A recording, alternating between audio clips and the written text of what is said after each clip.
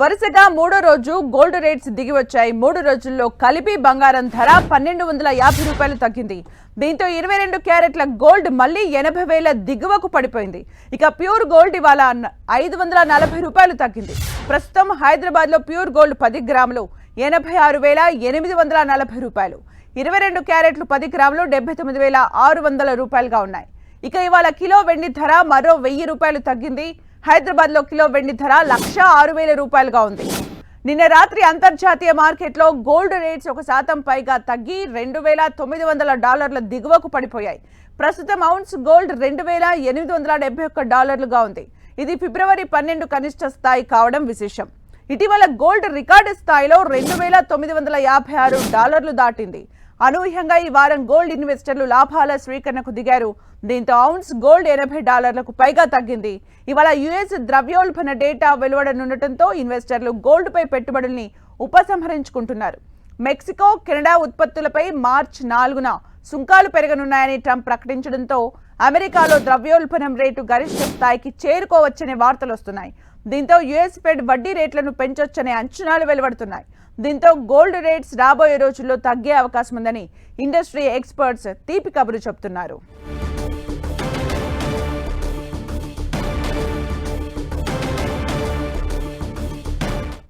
ఇక gold, silver rates కు సంబంధించి పూర్తి వివరాలను మార్కెట్ ఎనలిస్ట్ గీతానంద్ గారిని అడిగి తెలుసుకుందాం. నమస్తే సార్. నమస్తే. అంటే గత 3 రోజులుగా బంగారం ధర దిగి వస్తోంది, దీనికి కారణం ఏంటి సార్? సో యాక్చువల్ గా బంగారు విషయానికి వచ్చినట్లయితే ఇన్వెస్టర్లు లాభాల స్వీకరణకు శ్రీకారం చుట్టడంతో కొంతవరకు కూడా మనకి గోల్డ్ తగ్గినట్టు కనపడతా ఉంది. దాంతో పాటుగా ప్రపంచవ్యాప్తంగా కూడా ఈ ఫెడ్ రేట్లు కానీ, వడ్డీ రేట్లు కానివ్వండి, అలాగే ద్రవ్యోల్బణానికి సంబంధించినటువంటి డేటా కానివ్వండి, ఈ పరిణామాలు బంగారానికి దిశానిర్దేశం చేసేటువంటి అవకాశం ఉంటుంది. ప్రపంచవ్యాప్తంగా ఉన్నటువంటి ఈక్విటీ మార్కెట్స్ లో ఈ రోజు మనం సెల్ ఆఫ్ చూస్తూ ఉన్నాం. ఈ సెల్ ఆఫ్ డెఫినెట్ గా గోల్డ్ వైపు ఇన్వెస్టర్లు మళ్ళీ దృష్టి సారించేటువంటి అవకాశం ఉంటుంది. ఏది ఏమైనా ఇప్పుడు ఏదైతే పతనమైందో అది తాత్కాలిక పతనం కింద మాత్రమే చెప్పుకోవాలి. తిరిగి అప్ సైడ్ ఇంకో స్వింగ్ వెళ్లేటువంటి అవకాశం ఉంటుంది.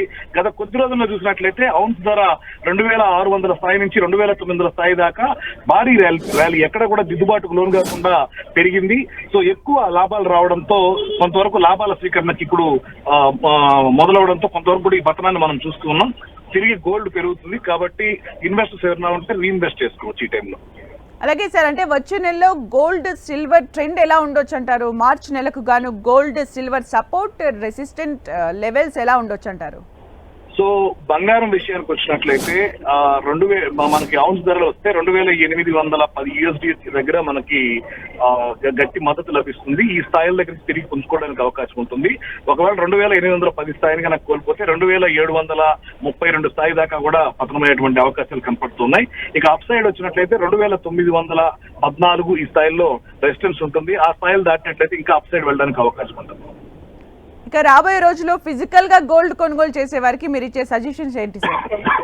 సో ఓవరాల్ గా చూస్తే గోల్డ్ అనేది ఈ అంతర్జాతీయంగా కూడా మనకి ట్రంప్ వచ్చిన తర్వాత వ్యాపార పరిస్థితుల్లో అనిశ్చితి ఏర్పడింది. సో ట్రేడ్ వార్స్ జరిగేటువంటి అవకాశం ఉంటుంది, ట్యాక్స్ టారిఫ్ వార్స్ జరిగేటువంటి అవకాశం ఉంటుంది. ఇటువంటి సమయంలో సేఫ్ హెవెన్ కింద గోల్డ్ నే చూసుకునేటువంటి అవకాశాలు ఉంటాయి కాబట్టి గోల్డ్ మరింత పెరిగేదానికి ఛాన్సెస్ ఉన్నాయి. Stay invested. అలాగే ఓవరాల్ గా రాబోయే రోజుల్లో గోల్డ్ సిల్వర్ ట్రెండ్ ఎలా ఉండొచ్చు అంటారు? అయితే ఇన్వెస్టర్స్ కి మీరు ఇచ్చే సజెషన్స్ ఏంటి సార్? సో గోల్డ్, సిల్వర్ ఈ రెండింటిలో చూసినట్లయితే గోల్డ్ కొంచెం ఎక్కువ పెరిగేటువంటి అవకాశం ఉంటుంది కంపేరిటివ్ టు సిల్వర్. రెండు కూడా అప్ సైడ్ అయితే ఉంటాయి. వన్స్ ఈక్విటీ మార్కెట్ స్టెబిలైజ్ అయిన తర్వాత గోల్డ్ ఆర్ సిల్వర్ లో మీకు కన్సాలిడేషన్ జరుగుతుంది, పతనం అయితే ఉండకపోవచ్చు. Okay, thank you sir for the analysis.